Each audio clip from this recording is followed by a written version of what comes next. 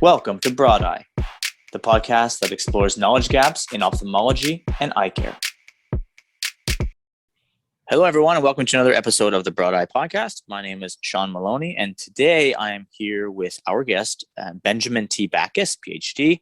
Ben is the CSO of a company, a very interesting company called Vivid Vision. Ben, welcome to the show. Thank you, Sean. Hi. So I thought maybe we could start off with just explaining what Vivid Vision, that's a bit of a tongue twister sometimes. Vivid Vision is, I'm well aware, but maybe just to give the audience introduction to what Vivid Vision is. Vivid Vision. It's both a company name and the name of our first product. And what the product is a platform for remote and in-office vision care. But it really got its start as a treatment. The first module on the platform is a treatment for binocular vision disorders like amblyopia or lazy eye and convergence insufficiency, lack of stereo depth perception, strabismus or eye turn.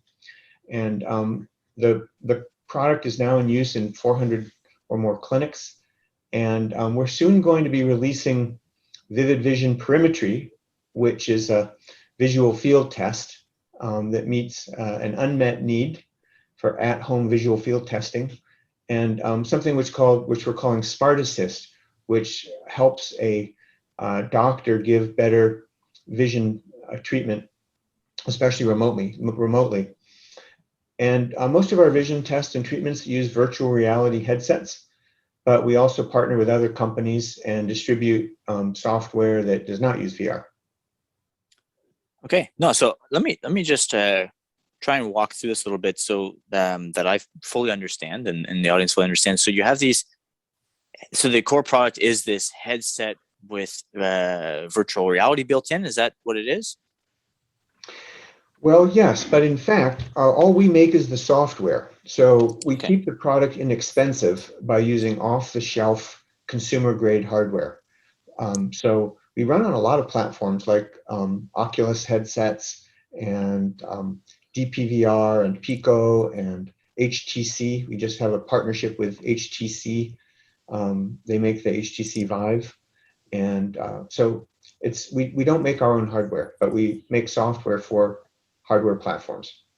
Okay, that makes sense. So it's now this early versions of what you were doing started, if I'm not mistaken, correct me if I'm wrong, but was really geared at a therapy for amblyopia or strabismus. Is that correct?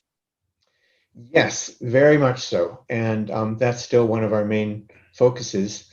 It's interesting how the company got started. Our CEO, James Blaha, he saw a TED Talk by a woman named Susan Berry. And she was called Stereo Sue by Oliver Sacks in a New Yorker article, and she's published several books now on vision and vision therapy, how people learn to see. And James saw her talk that she had given herself stereo as an adult by doing vision therapy with a professional vision therapist. And he thought, I could do this same treatment for myself in virtual reality. And so he wrote himself a coded up a program. He's a gamer and a programmer. And he gave himself stereopsis for the first time in his life that he could remember by manipulating the images to the left and the right eyes. And he thought, aha, I've got to bring this to other people. So that's where it came from. So walk me through that a little bit. So how does this work? So if I have, or let's say there's a kid who has amblyopia. So maybe you can just start by just telling us what amblyopia and stereopsis are, but then what, if somebody came to you and said, hey, Ben, my child has this issue. How can you help? Maybe you just walk us through what that might look like. Right. Binocular vision disorders come in all flavors, and we should start by saying how complicated and wonderful binocular vision is. If you have good binocular vision, you probably take it for granted. But if you don't, then you may suppress one eye, meaning that the brain only listens to one eye at a time. your eyes may turn so they don't point in the same direction. Or you may have, and that's called strabismus, or you may have amblyopia, which is, what the word actually means blunt vision in Greek. But amblyopia develops, it's a developmental disorder caused by having either poor vision in one eye or an eye turn when you're young. And then the brain starts ignoring one eye and never learns to see well using that eye. And then you get glasses or you get your eyes straightened surgically when you're older, and your brain is already in the habit of ignoring one eye. So I know how to see, I'll use the good eye. And so it never relearns how to see well with that eye.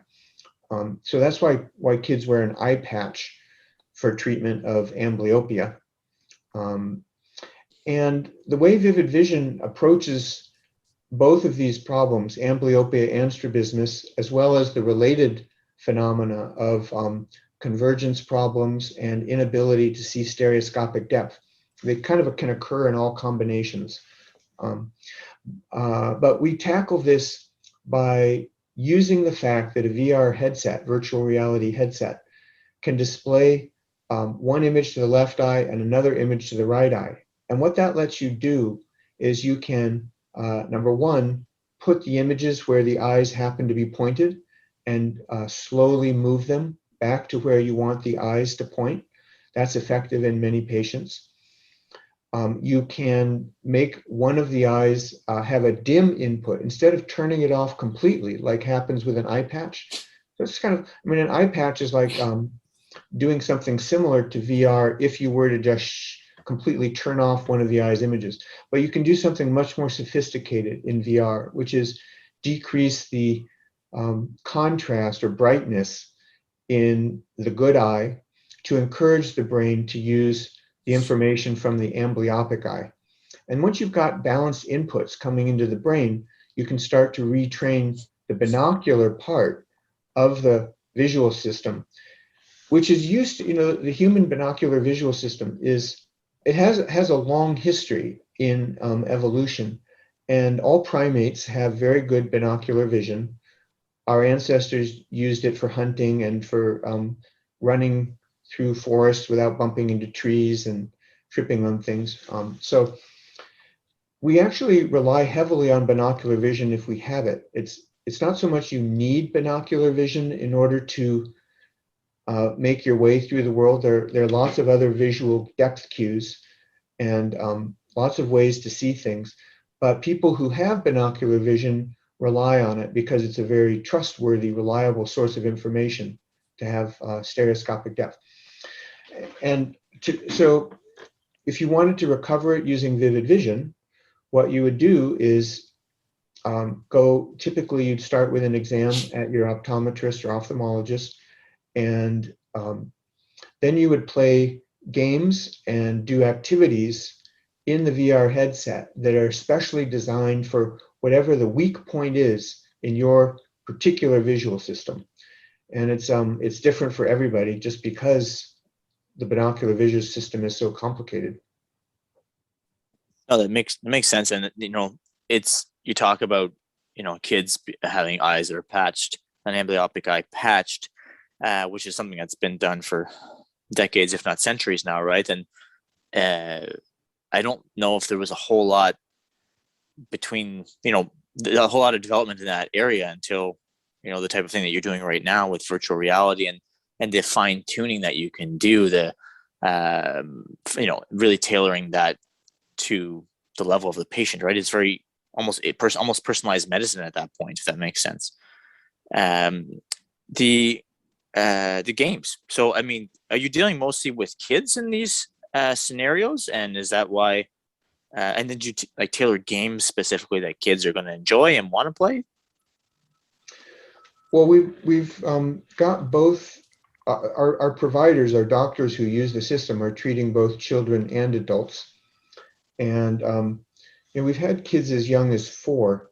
You would want to start treatment with other therapies before age 4, but typically they'll start in vivid vision age 4 or later. Most of the kids are older than that. And we have a lot of adults, including adults in their 60s And you're never too old to improve your vision. It turns out the visual system is plastic all the way until death. People used to think that there was a critical period after which you wouldn't improve. And there is a critical period after which it's very difficult to get normal vision, but there is no critical period in humans for being able to improve your vision. So we treat people all the way into adulthood, but a majority of the patients for the binocular vision product are older children. That's not true for the visual field test. That's going to be mostly for older adults. Okay, no, that makes sense. Now, I'll circle back to the visual field test. We'll put a pin in that and come back to that shortly. I was wondering if maybe you can just give a little bit of background on you, and how did you find yourself in this role with Vivid Vision? Well, I actually was a tenured professor. I've been a research scientist and professor and lecturer at university for 17 years. The last 10 years was at the State University of New York College of Optometry, and that's the only college of optometry in the state of New York, and it's located in Manhattan. And I had a beautiful office on the 14th floor looking out over Bryant Park, and it was a great job, and I really liked it a lot. But one of the things that happened in my research is I saw for the first time a way to apply the scientific results. It was all what we call basic science, research on how the normal visual system works. And I saw a way to apply it to people who needed to recover visual function. And there were two things going on in my research areas. I've been studying binocular vision, and it's really my expertise is binocular vision and visual psychophysics. And then in the last 10 years, I've added a lot of work on perceptual learning, changes that happen in the visual system. And I was studying those in normally sighted people, because even normally sighted people, they're always learning. Their visual system is always changing and adapting based on the things they see and optimizing itself so that you'll see better in the upcoming future. You're always using the data both to see and to improve your vision. And I showed how that works in my lab and thought, this isn't just academic, this could really be useful. And that led me to a search. Well, it led me to two things. First, it led me to a patent application that the university did for treating strabismus, using some ideas that I had first put into a grant application. We got that patent approved, but it also led to a thought that there ought to be somebody doing this, and that's what led me to James and his partner Manish, who had founded this new company, Vivid Vision. And just an internet search, I was sort of doing due diligence. I don't think I'd be that great a CEO myself, and so I was really happy to find a team that was working on this already. Manish Gupta and James Blaha, and they had also just recently brought in a very good optometrist, Tuan Tran. And so I talked with them and became their science advisor. And then I guess it was 2016 or 2017, I had a sabbatical from the university, and I came out to UC Berkeley for my sabbatical. They were in San Francisco. So half of the year I worked for them. And that's where I just really enjoyed it. I really liked them. I would have been thrilled to have James and Manish in my own lab as postdocs, even though they don't have that kind of formal training.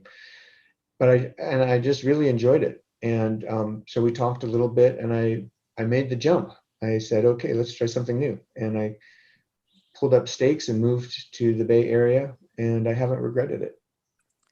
Yeah, that's a big move, right? Like, say you're a tenured professor, and you say, you know what, I'm gonna just pack up shop and go do something completely different. So that it kind of takes guts. You don't see too many people doing that. I mean, people will, okay, they'll be advisors and whatnot, but that's interesting. That's yeah, I guess you're all in, right? So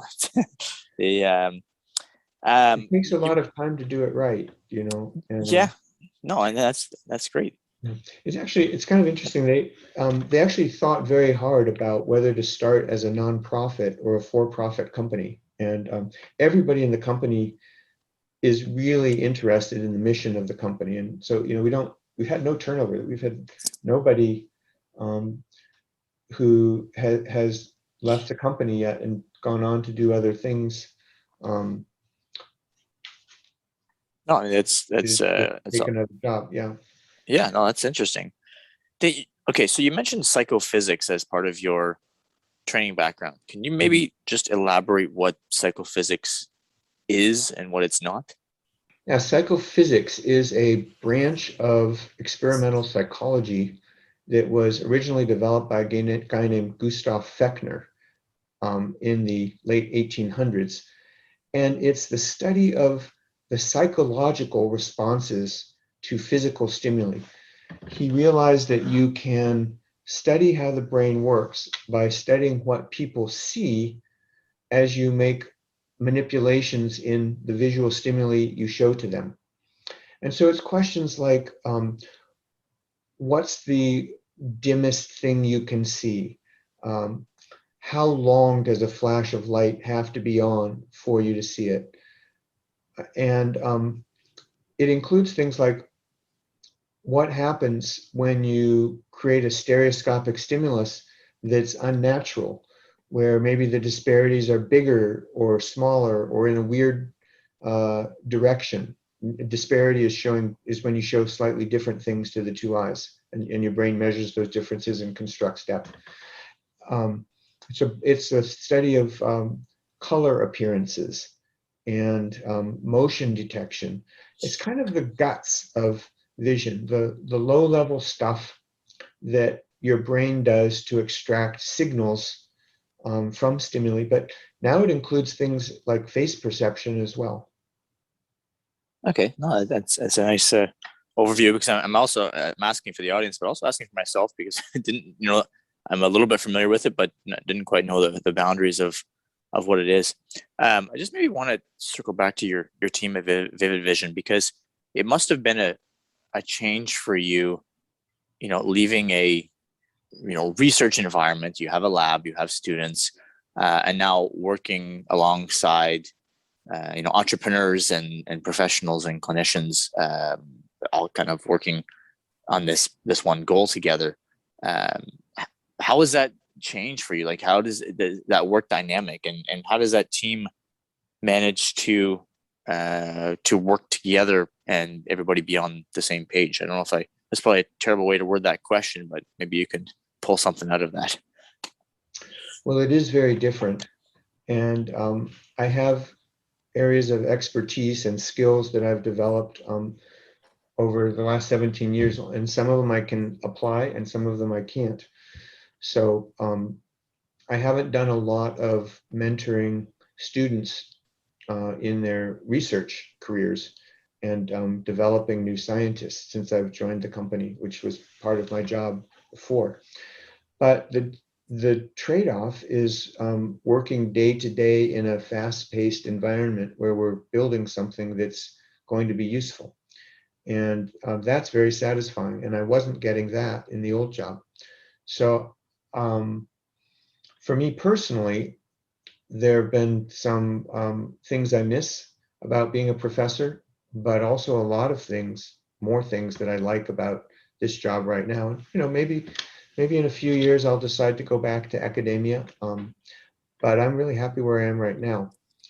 The team, uh, well, we work very well remotely. We try to get together for retreats once or twice a year. That's been hard with COVID, so we've been doing everything, like other people, we've been doing everything remotely. And because we're a software development company, that has worked. And we make a point of spending time with each other.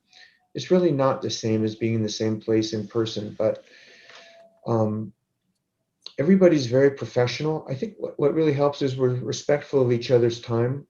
Nobody calls meetings just because they want to fill time and it's their job to get something done.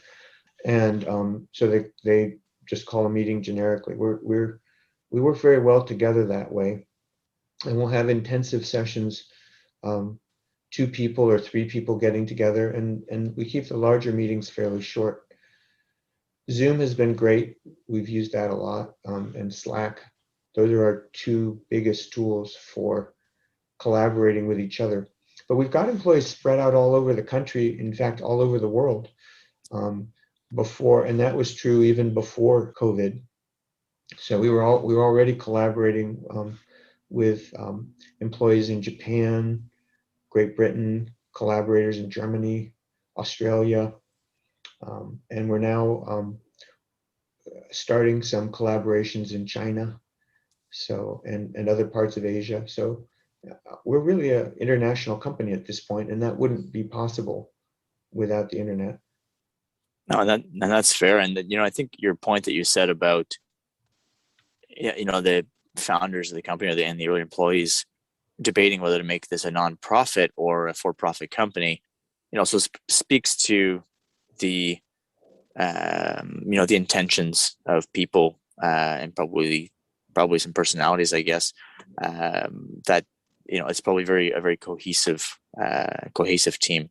You mentioned the internet, and I think you mentioned telemedicine earlier on in the conversation, unless I've misremembered that. But maybe you could comment a little bit on the impact that even COVID has had, and just the shift toward telemedicine has had. How is that impacting your business? Well, COVID really accelerated a shift to telemedicine that was happening already. Patients love it. Doctors like it. They can deliver care more efficiently, and patients don't waste nearly as much time if they can have appointments over the internet. There's some things for which you really need to examine a person in person. The patient, you can't tell how something feels under your fingers. And there's some things you just might not notice unless the person walks into the room and presents themselves. So, but an awful lot of medicine can be delivered remotely. A lot of care can be given remotely, including, it turns out, eye exams and treatments. And some of it really has gotten pretty archaic. There are a lot of manual tests that can be given more consistently in an automated framework. Some of them require a little bit of training, but you can create a tutorial for that. And patients want to collaborate in their own treatment. So many patients they feel empowered by having tools at their disposal for testing themselves. And many doctors have taken this approach now that the more information that the patient collects about themselves and the more involved they are in their own healthcare, the better the outcome. So it's no longer seen as threatening to doctors, whether they're optometrists or ophthalmologists.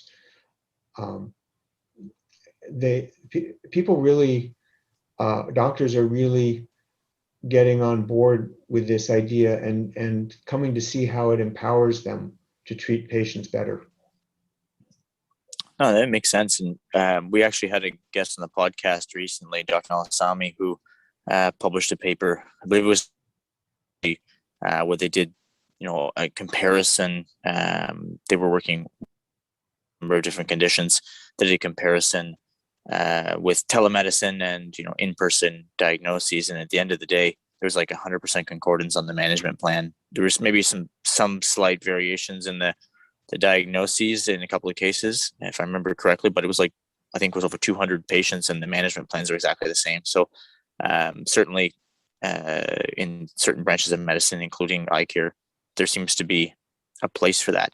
And it might be win-win for patients and for doctors. Wow. That's a great result. I didn't know that one. That's cool. Yeah. Well, you can listen to that episode. But it's really interesting, really interesting study. You mentioned earlier on about your perimetry product. Can you maybe talk a little bit about that? Yes, we're really excited about this. This was originally going to be our beachhead. It was like, okay, if the binocular vision product fails, we will at least have a visual field test. Well, famous last words. It's actually very difficult to create a new test that can gain currency. It's one thing to create a research tool. It's quite another thing to create a test that is reliable enough and simple enough for the patient to take and for the doctors to use, and robust, that it's going to work. A doctor does not have time for a program that crashes 5% of the time. It takes a long time to set up. They need to go bang, bang, bang and have it work. And they want their patients to have a good experience with them. Any test that they give to their patient reflects on them. And if the patients don't like coming in and having their exams or don't like the things the doctor has prescribed, it reflects on the doctor. So perimetry is one of these things that patients have hated. It's also called a visual field test, and especially if you have a condition where you might be losing your sight and you need to monitor over time whether your vision is getting worse, you've got to take these visual field tests, and they're really not designed psychophysically from a good user interface point of view. They're not user friendly. And just for example, you're supposed to look at the same place constantly for many minutes. You have to keep your eyes fixed on one spot. Well, that's hard to do if you don't have good vision in the center of your vision. Like maybe you've lost vision in your fovea, which is where you have high acuity or high resolution, fine detail vision. Then it's hard for you to do. And the primate visual system, including humans, is designed to move your eyes around. And what you have to do in these tests is suppress the foveation reflex. So there's a flash of light in peripheral vision, and you're supposed to not go look at it, right? You have to keep your eyes fixed in the fixation point. That takes a while for people to learn, and some of them never learn it. So this ophthalmologist, he's actually an oncologist who does retinal surgeries. Bertel D'Amato. He was at UCSF getting their surgical oncology unit. He was leading their surgical oncology unit when I met him, but he's now back in the UK at Oxford. And he had this idea that you should do visual field tests in a way that lets people move their eyes around during the test. And so we do that. It's called oculokinetic perimetry. The other thing you have to do in a visual field test is continuously maintain vigilance. You have to allocate visual attention steadily for many minutes at a time. And we now know that that's exhausting. It actually takes effort to keep your visual attention in a high state of readiness to detect things anywhere. It's work, a real work in the sense of using more energy, and your brain shows activity in fMRI scans and things when you're doing this work. And so we've made it easier on both of those accounts. We make a test that patients don't get fatigued by. It's designed for them not to get fatigued. And the result of that is they can collect a lot more data. They can spend more time in the test. They can collect a lot more data. And that is essential to get a good measurement. The old tests, the traditional tests, they just don't collect enough data to give you a precise estimate of how your visual field is doing. And so by collecting more data, we have patients who can easily collect 10 times as much data at home over a period of a few days. And then you really know what is their visual field like. And when you give them a test again in 3 months or 6 months, you really know, did their vision get worse or not? Instead of having to wait, it's often 18 months or 2 years currently to know whether a person's vision is getting worse. And it's really because the test is so short. And that's because the test has to be short because it's fatiguing and uncomfortable. So we're really excited about making an easy test that will let people, the retina is so big, and it has so many, there's 1 million ganglion cells on each retina that are contributing axons going into the optic nerve for each eye. And so there's no way around it. It takes a long time to test vision, even to do a very crude sampling of how a person's vision is doing. You get so much information through your eyes if you have good vision. And to really measure how well they're doing, it just takes more time than traditional tests have been able to do.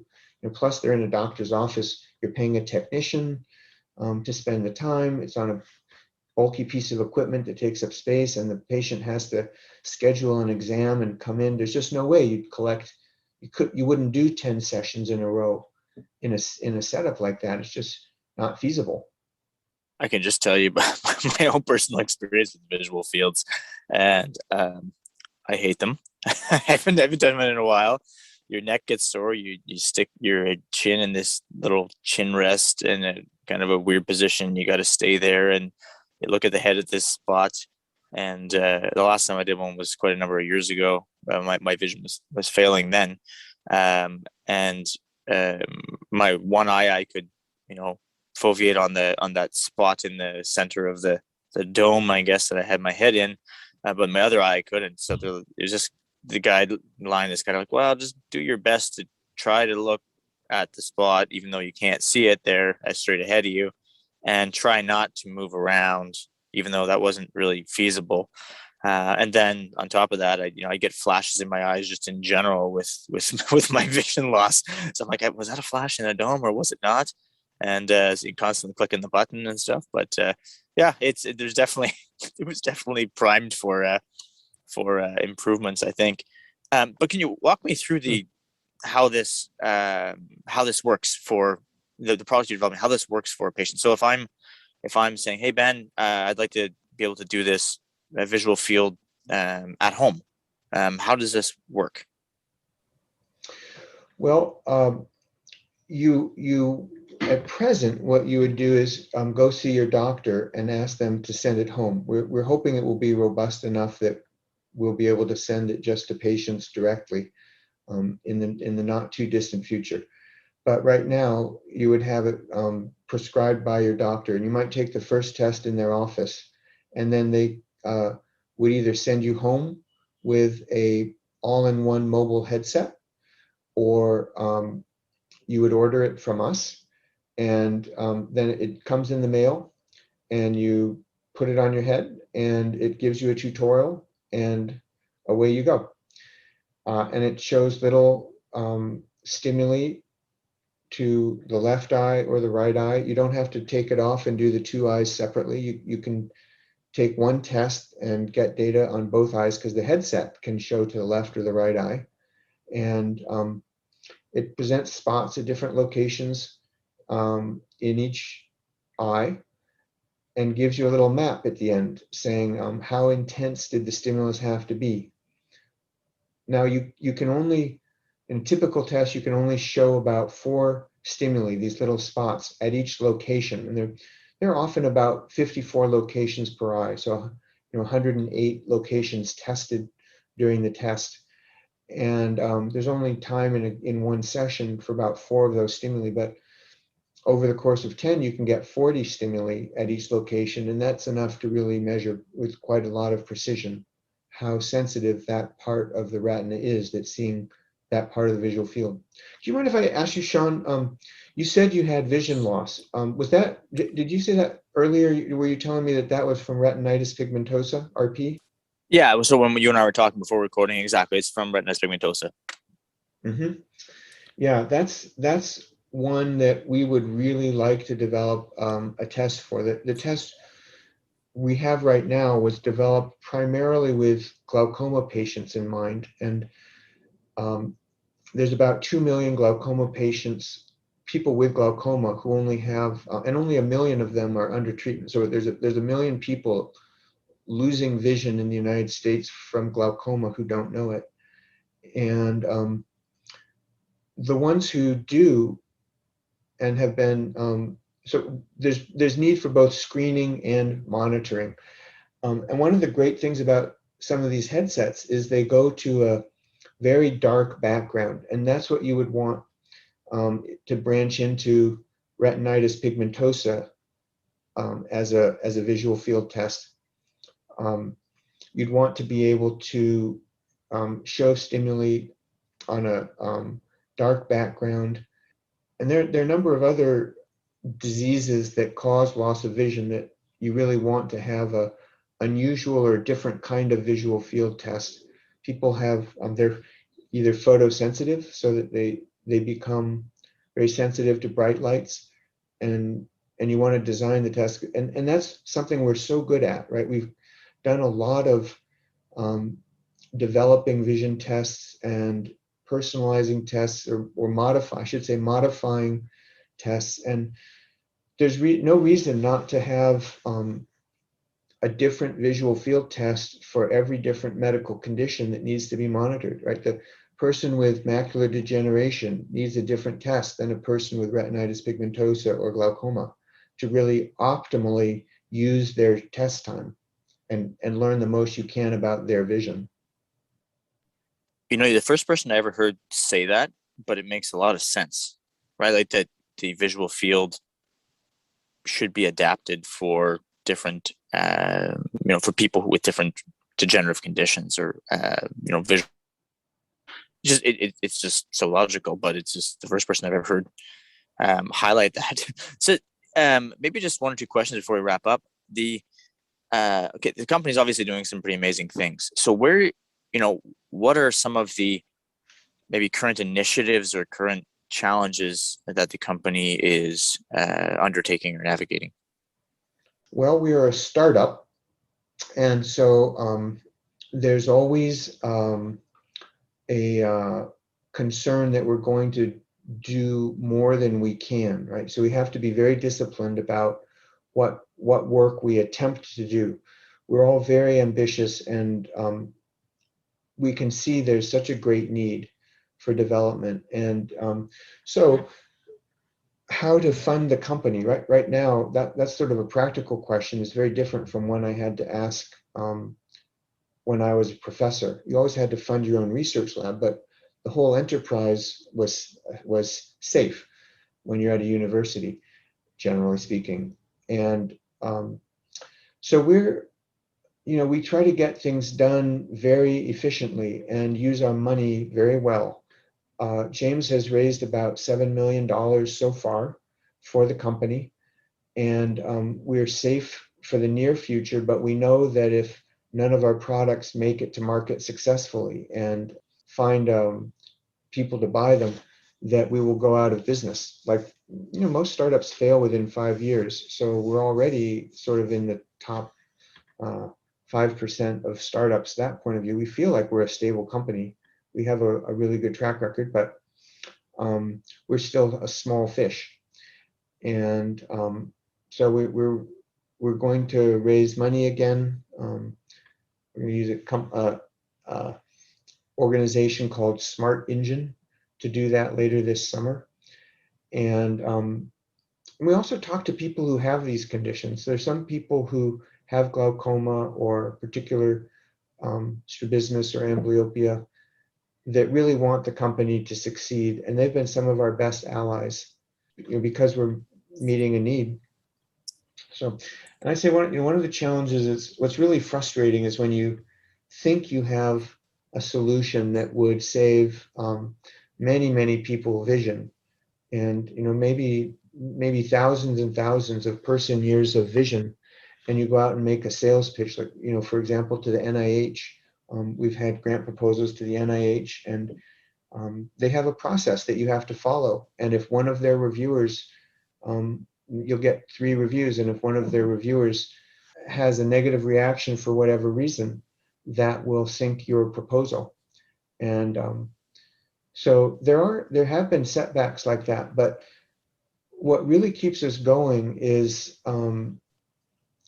every time we hear from a patient, and we hear from patients all the time, how we get people who are seeing stereo for the first time, and people who really like the visual field test. And that keeps us connected and plugging away. And we really feel like, we're on the road. We really do have a successful company at this point, and there's no reason why we won't succeed very well. And B, none of us regrets the time we've spent on the project. So Fair. It makes a lot of sense. talking, there's just a couple things that come to my mind from past guests. So one of my earliest episodes was with Dr. Natalia Vila, who is a retina specialist based in Canada here. And I remember in a conversation, her and I were chatting about this, about, technologies that look very promising and, it had a lot of potential to help a lot of patients. And then the companies ran out of money. And it's just like, it's disheartening to see when that happens. And then the second conversation was a podcast with a more recent one with Dr. Robert Greenberg, who was the CEO of Second Sight Medical Products that made the Argus 2. And he was highlighting, so hopefully I don't get this wrong, but it was his mentor, Alfred Mann, who had this top 10 list about the most important things about building out these medical device companies. And that, number 1, 2, and 3 on the list were capital. So it's a struggle. It's, people listening to this and saying, hey, they're doing great. This is amazing. They don't necessarily see the struggle on the other side, that in this case, if it's James that's spearheading this on your side, that they still need to continue, driving capital to build this out and have the market success that it likely deserves, right? So what are you most excited about right now with the company? Maybe just as a final question, is it the perimetry product that you're working on, or is it some other initiative there? Like, what's most exciting to you? It's really hard to choose. We've got two things that are both really super exciting. I've talked about the perimetry project already, but we also have this, what we're calling the Smart Assist product that I think is really going to realize, well, it's realizing the promise of VR for personalizing a person's treatment in a complex binocular field world, but complex binocular vision disorders that people have. And it will help you along with your suppression if that's what you're having problems with, and it'll help you along with converging your eyes properly if that's what you're having problems with, and shepherd you along in your stereo vision if you're having difficulty seeing in depth. Both of these seem really transformative to us. They're just really exciting. And I'm glad James is our CEO because he does a great job of keeping the company afloat. And all of us would be, we feel really lucky to be in a place that has somebody who is skillfully navigating this. He's kind of a no-nonsense guy. And he doesn't have a lot of flash, but when you talk to him, it's just clear that he knows a lot and he knows what he's doing. And the whole team is kind of like that. So we feel up to these challenges, even though they're very significant challenges, getting new products to market. And it's not just getting it on the market. You've got to get the marketing right. You've got to introduce it to the right people. You've got to get the data back in time. You've got to set the prices to be both affordable and support the ongoing development. And so that's very real. We're aiming for low-cost products. That's our whole shtick, is to make tools that are available to lots more people and get treatments out there. And vision therapy is a great example because right now, one-on-one time with a highly trained, highly skilled person who knows vision therapy, there just aren't enough vision therapists to treat everybody who needs to be treated. And there's so many school kids who they may not even realize why they're having more trouble reading than the other kids. It's like, oh, I know I'm just as smart as my fellow students, or I can do so many things, but why can't I learn to read? And it's really, those conditions need to be diagnosed and treated to the extent that they can. No, this makes sense. I had a conversation with so another former guest on the podcast. He's been on a couple episodes. It's Dr. Stephen McIntosh, who's an optometrist. told me just from personal experience, and I won't dive into too much so I don't butcher the information. He's best to provide it, but just firsthand seeing how even kids struggling to learn in class, who might otherwise be described with a learning disorder or with with ADHD, that once they get a visual problem addressed, if it's glasses or if it's amblyopia or whatever it may be, all of a sudden those issues in school go away. Like it's phenomenal, and it's often overlooked. And so I think it's certainly something that is that people should be aware of. So, Ben, I want to maybe we just wrap it up here, because I don't want to take too much of your time, but I do want to thank you for coming on the podcast. Like, this is, I think what you're doing is really interesting, and you call your company a startup, and I guess at the core it is, but it seems like a startup with some pretty big wins already, right? So hopefully that will lead to a lot of tailwinds, and the company is going to flourish the way we all believe it will. So I just want to thank you for coming on and sharing the information with the audience. Well, thank you, Sean, and thanks for your podcast that you guys are doing. It's really great. It's really great that you're doing it. It's and I'm so glad that somebody is getting information out to people who want to have it. It's really a pleasure. I enjoyed talking with you. Great. Thanks so much.